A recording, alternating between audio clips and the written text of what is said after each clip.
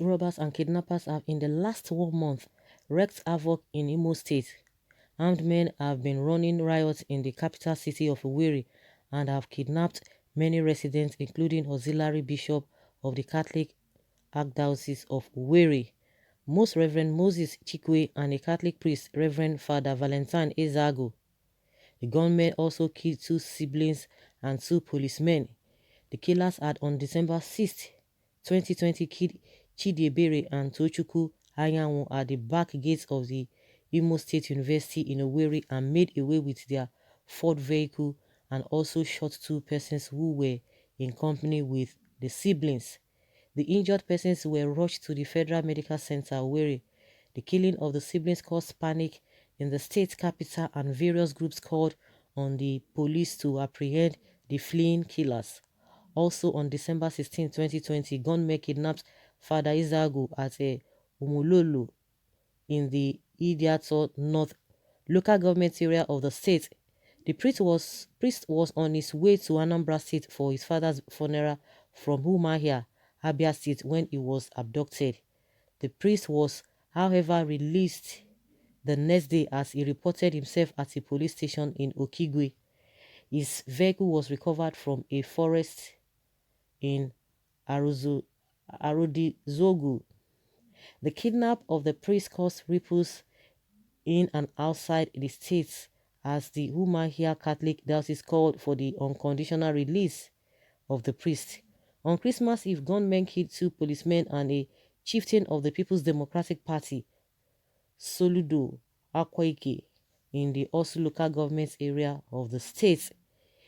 They also made away with the politician's vehicle and the cash he withdrew from an automated teller machine in Olu.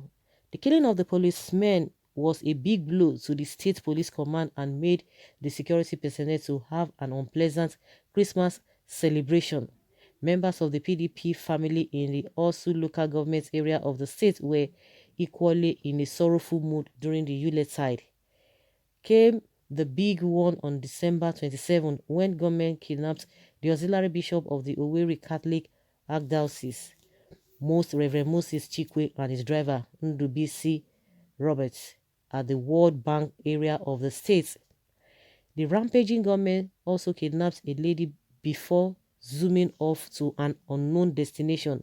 Hours later, the vehicle of the prelate and his episcopal regalia were parked in front of Archdiocesan headquarters in Owerri.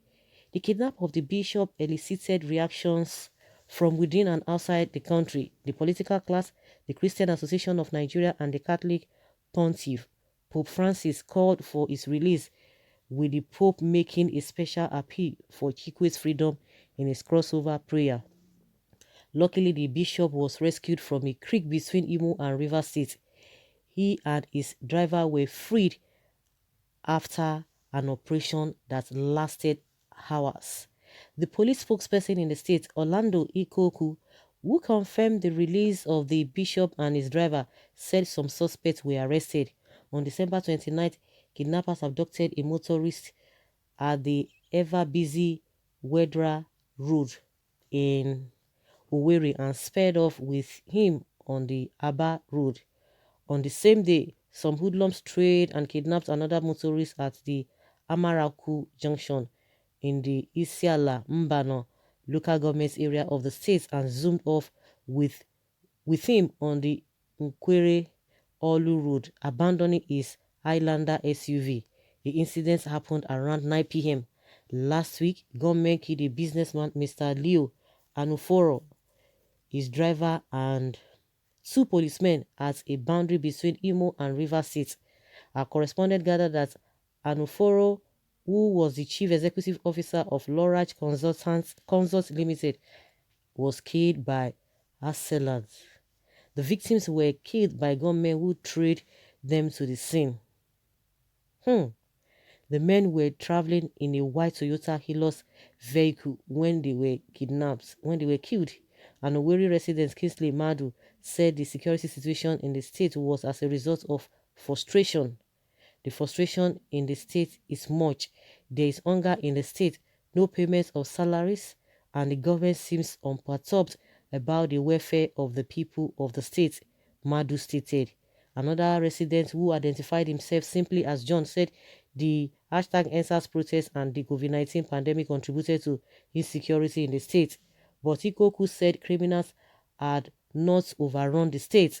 Ikoku stated that people should commend the police for rescuing the auxiliary bishop and policing the state better. A community leader, Kingsley Ogwine, said that the insecurity in the state could be attributed to the lack of patience by youth of the state. Ogwine said that youth wanted to make money by all means. According to him, the quest to make money by all means was responsible for the insecurity in the state. He, however, said the government must work hard to create more jobs in the state. The journalist Jude Onwa Manam said bad governance was the major cause of insecurity in the state. According to him, when people are not financially secured, they must do everything to make money. The journalist said environmental insecurity is also a major cause of insecurity in the state. When the environment is not favorable, it makes people insecure. There is no social security, there is no electricity, there is no family in Imo State that does not spend at least 1,000 naira in paying of fuel for domestic use every day. The government is not sincere on issues that have to do with payment of salaries. Government is not paying, but it claims it is paying salaries. This is also causing insecurity in the state. The government must begin to do things that are right. A youth leader, Igboayaka, said the government was insensitive to the plight of the people of the state. Igboayaka stated, "This government is very unconcerned about the people of the state. This government is clueless and very unprepared about leadership. I must tell you that the Imo people are suffering bad governance in the state." The senior special assistant to Governor Hope UZODINMA on print media, Modestus Onwankpa, said his principal was committed to securing the state. The governor's aide said UZODINMA had established the operation Search and Flush and gave it many operational vehicles and other logistics to the police to do their job, for them to do their job. Okay, this is really coming from the Punch. So guys, accusation and counter accusation. The people are saying things are not working well. The government say he's doing his best, and he has told us what he has done. So now we have kidnappers on one side. Those ones are operating in the town. The ones that are operating in the bush are the Fulani Esme. So what do we have to say to this one happening in the town now? We have multiple problems on our hands in this country. Across the country, see what is happening in Oyo State. What is happening in the north. Across board.